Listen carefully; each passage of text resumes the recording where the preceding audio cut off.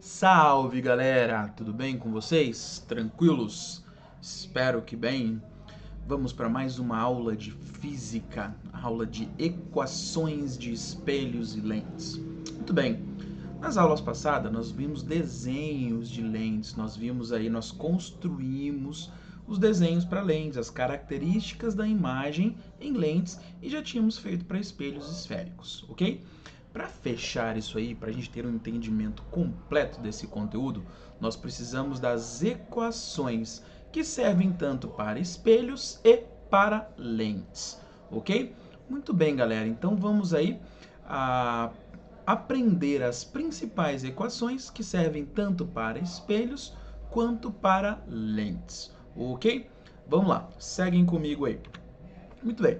Para montarmos as equações, primeiro nós vamos lembrar alguns desenhos, certo? Vamos lá, vamos para o espelho côncavo. O espelho foi o que a gente fez primeiro, então tem mais tempo que nós trabalhamos com esse conteúdo, ok? Então vamos relembrar como se faz a construção de imagens em um exemplo. Nós temos ali o nosso espelho côncavo, a representação de um côncavo. Lembrando que o côncavo é a parte fechadinha da nossa mão e o convexo é a parte de fora, ok? Muito bem. Quais são os pontos importantes que nós temos em espelhos? Nós temos lá o nosso vértice do espelho, certo? Nós temos o nosso foco e nós temos o centro de curvatura. São os três pontos e a linha que contém esses três pontos é chamado de eixo principal, ok? Muito bem. Então imagine um objeto que está além do centro de curvatura de um espelho côncavo. E eu quero desenhar a imagem desse objeto e dizer as suas características. Vamos lá. Nós primeiro vamos usar o raio paralelo, sempre, certo? Paralelo ao eixo principal, então o raio que sai ali da extremidade superior do objeto. Paralelo ao eixo principal, bate num espelho, não é uma lente, é um espelho, e vai sofrer reflexão. Ao sofrer reflexão, ele vai para o foco. Esse é o raio paralelo, certo? E eu posso fazer o segundo raio, o raio contrário desse, o raio que passa pelo foco, saindo da extremidade superior do objeto, passando pelo foco. Bate no espelho, sofre reflexão e sai paralelo ao eixo principal. A imagem é formada no encontro dos raios refletidos. Os raios refletidos se encontraram aqui embaixo, ok? Então ali eu tenho a formação da minha imagem. Quais são as características dessa imagem, galera? Primeiro, ela é real ou virtual? Isso é um espelho. Num espelho, tudo que está do mesmo lado do objeto é real. O que está do outro lado, ou seja, dentro do espelho, é virtual. Então, essa imagem é uma imagem real, certo? O objeto está do eixo principal para cima. A imagem está do eixo principal para baixo. Então, a imagem é invertida. A imagem é menor do que o objeto. Então, imagem menor. Essas são as características de um objeto que está além do centro de curvatura de um espelho côncavo. Ok? Muito bem. Isso nós já tínhamos visto, foi apenas um lembrete. O que eu quero, galera? Eu quero montar uma equação de forma que eu consiga achar, inclusive, essas características e valores numéricos para uma situação real, certo? Para isso, a gente precisa, então, saber quais são as medidas que nós vamos usá-las e quais são as bases para fazer essas medidas, ok? Vamos lá. Primeira medida é essa aqui. Do objeto até o centro de curvatura do espelho, nós chamamos de P. Então, P é a distância do objeto, tanto da lente quanto do espelho. Tudo que eu colocar aqui, galera, vale tanto para espelhos quanto para lentes. Então, P é a distância que o objeto se encontra do centro de curvatura. Do vértice, tanto da lente quanto do espelho, ok? Nós temos o P'. O P' é a distância da imagem até o vértice do espelho ou da lente, certo? Nós temos, então, lá o P', distância da imagem, a lente ou espelho. Nós temos o O. O O, galera, é a altura do objeto, ou tamanho do objeto, certo? Esse tamanho sempre medido em relação ao eixo principal, certo? Nós sempre colocamos ali, ó, o eixo principal na parte inferior do objeto para fazer as medidas. Isso torna o exercício mais fácil, ok? Nós temos também o tamanho da imagem, ou altura da imagem, que é o nosso I, certo? Tamanho da imagem, beleza? Então, esses são os parâmetros que nós temos, que nós precisamos para montar as nossas equações. Distância do objeto ao espelho ou lente, P. Distância da imagem ao espelho ou lente, P'. Os dois são medidos em relação ao vértice do espelho ou da lente. A altura do objeto e a altura da imagem, medido a partir do eixo principal. Tranquilo, galera? Entendido até aí? Beleza. E a gente não pode esquecer o nosso F, né? O nosso F é a distância focal do espelho ou da lente. É a distância do ponto F até o vértice do espelho, distância focal. Ok? Muito bem. Então, essas são as distâncias que nós temos. Beleza? Muito bem. Baseado nessas distâncias, nós montamos a nossa primeira equação, que é a equação de Gauss, ou também equação dos pontos conjugados, certo? Então, olha lá, vamos voltar à nossa situação já construída aqui.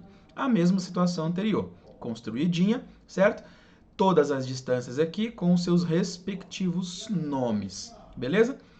Para essa situação, galera, a equação de Gauss nos diz o seguinte: 1 sobre a distância focal é igual a 1 sobre P mais 1 sobre P', certo? Essa é a distância, é a equação de Gauss, ou equação dos pontos conjugados, ok? Uma facada é igual a uma paulada mais uma pauladinha, certo? Ou, se você preferir, uma fimose é igual a uma pele mais uma pelinha, certo? Então, nós temos aqui a equação de Gauss. Esses três carinhas estão aqui, ó. F, minha distância focal, P, distância do objeto até a lente, e P', distância da imagem até a lente. Para que serve essa equação, professor? Essa equação serve para encontrar qualquer um desses três que falte no meu exercício. Para encontrar a distância focal da lente ou do espelho, para encontrar a distância que o objeto se encontra da lente ou do espelho, para encontrar a distância da imagem formada em relação ao espelho ou lente, ok? Então serve para qualquer um desses três. Tudo bem? Ok? Galera, nessa equação nós temos algumas regrinhas de sinais. As regras de sinais são muito importantes. Quando você faz a equação tem que bater com a parte gráfica, com os desenhos. Os números têm que bater com essas características aqui, certo? E para que isso seja verdade, nós temos que obedecer algumas regras de sinais, ok? Lembrando aí, então, nesse carinha aqui, ó, vai ser sempre assim, né? O nosso foco, ele é a metade da distância do centro de curvatura. O centro de curvatura é o raio, galera. É o raio da nossa esfera. Nós fizemos um espelho esférico a partir da esfera. Do vértice até o centro de curvatura é o raio. E a metade do raio, nós temos o foco, ok? Então, tem essa relação aqui. Muito bem. Quais são as regras de sinais que nós vamos usar ali, galera? Então, eu preparei aqui, ó, um quadro resumo com as regras de sinais, ok? Então, vamos lá. O foco, tá? A distância focal, esse carinha aqui, ele vai ser positivo para um espelho côncavo e para a lente convergente. Então, quando você estiver fazendo um exercício, o exercício for de um espelho côncavo ou de uma lente convergente, o foco desse espelho ou da lente entra na equação com valor positivo, certo? Se você estiver fazendo um exercício, o exercício é de um espelho convexo ou uma lente divergente, o foco vai entrar negativo, certo? Então, o foco ele é positivo para espelho côncavo ou lente convergente e ele é negativo para espelho convexo e lente divergente. Isso porque, galera, tanto o espelho côncavo quanto a lente convergente usa o foco real, certo? Do lado real. E o espelho convexo e a lente divergente usam o foco para o lado virtual, ok? Vocês vão ver aqui nesse quadro resumo que sempre quando temos coisas virtuais, eles entram com valores negativos na equação, certo? Muito bem. P, que é a distância do objeto, certo? O P, galera, é a distância do objeto e o objeto é sempre real. Isso significa que a distância P vai entrar na nossa equação sempre positiva, certo? Então, sempre entrando com valores positivos, ok? E o P', distância da imagem, vai ser positivo para a imagem real e negativo para a imagem virtual. Tanto para espelho côncavo e lente convergente, quanto para espelho convexo e lente divergente. Mas vejam, galera, percebam aqui, lembrem-se que tanto lente divergente quanto espelho convexo não formam imagens reais, formam apenas imagens virtuais, ok? Então, quando se trata de espelho convexo e lente divergente, o P' sempre será negativo, ok? Muito bem. Então, esse é o quadro resumo dos sinais que nós vamos usar na nossa equação, ok? Então, essa foi a primeira equação que nós temos, essa relação nós já tínhamos. Essa aqui foi a primeira equação, a equação de Gauss ou dos pontos conjugados, ok? Vamos para a próxima. Nós temos uma equação que se chama aumento linear transversal, ok? Para justificar o uso o porquê dessa equação, vamos fazer mais uma construção de imagem. Então, olha lá, eu tenho uma lente. Que lente que é essa, galera? Lente convergente, certo? Então, representação de uma lente convergente, certo? Eu tenho os meus pontos, o vértice da lente, o foco da lente e o centro de curvatura, certo? E nós temos os pontos conjugados ali do outro lado, beleza? Ok. Muito bem, eu tenho um objeto que está aqui, ó, entre o foco e o vértice da lente convergente. Eu quero fazer a construção dessa imagem. Vamos lá? Primeiro raio que eu faço é o raio paralelo. Agora não é um espelho, então não é a reflexão. Isso é uma lente, então acontece a refração. Esse raio passa pela lente, sofre refração, muda a direção e vai para o foco, ok? Muito bem. Segundo raio que eu posso usar aqui é o raio do vértice. Raio do vértice é aquele que não sofre mudança de direção, mas sofre refração. Então, esse raio continua ali, ok? Professor, esses dois raios estão se afastando desse lado. Não se desespere. Quando os raios se afastam de um lado, significam que eles se aproximam do outro. Então, eu faço prolongamento dos raios refratados. Vou prolongar esse raio aqui e vou prolongar o segundo raio. Olha só, se encontraram, ok? Significa que a minha imagem não se forma desse lado, e sim desse lado, ok? Então, ali eu tenho a formação da minha imagem. Quais são as características dessa imagem? Galera, se isso fosse um espelho, essa imagem seria real, mas é uma lente. Então, isso é uma imagem virtual. Ela é virtual, direita e maior, ok? São as características dessa imagem. Bom, agora vamos justificar uma equação com esse nome. Olha só, a imagem é maior do que o objeto. Mas quantas vezes essa imagem é maior do que o objeto? Para isso, nós temos uma equação, que é a equação do aumento linear transversal. Essa equação, então olha lá, eu tenho aqui a altura do objeto, tamanho do objeto, e eu tenho ali a altura da imagem. Essa equação, galera, então ela é essa aqui. O aumento transversal ou aumento linear transversal ou só aumento, ele se calcula com o tamanho da imagem dividido pelo tamanho do objeto. Muito óbvio, né? Vamos supor que esse cara é 5, esse cara é 10. Então, eu vou dividir 10 por 5. 10 dividido por 5 é 2. Eu estou dizendo que o aumento é igual a 2. O que significa isso? Que a imagem é 2 vezes maior do que o objeto. certo? Teve uma ampliação de 2, uma ampliação 2 vezes maior. A ampliação também pode ser menor, galera. O aumento linear transversal pode dar menos do que 1. Vamos supor que você tem o contrário, você tem 5 para a imagem e 10 para o objeto. 5 dividido por 10 dá 1 sobre 2, dá meio. Significa que a imagem é metade da altura do objeto. Então, o aumento linear pode dar tanto maior do que 1, quanto menor do que 1 em módulo, ok? Nós ainda vamos falar sobre o sinal disso aí. Muito bem, mas me parece que isso aqui não é muito útil, né? Porque eu vou ter que saber o tamanho da imagem e o tamanho do objeto para fazer o aumento. E se eu tiver uma outra fórmula para aumento, e aí sim eu calculo o tamanho de um desses dois? Nós temos uma segunda fórmula para o aumento.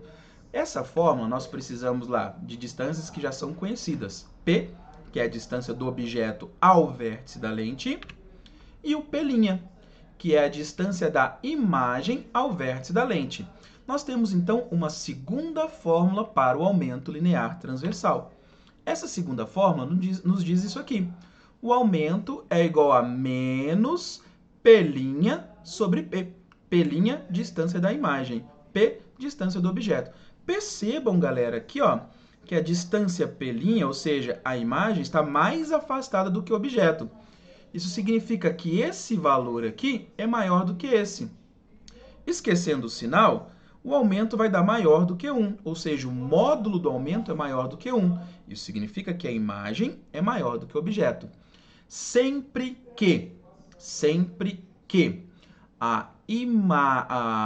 a imagem estiver uma distância maior do que o objeto, ela também vai ter um tamanho maior. Sempre que ela estiver mais afastada da lente do que o objeto, ela terá um tamanho maior, ela terá uma altura maior, ok? Isso sempre é válido, beleza?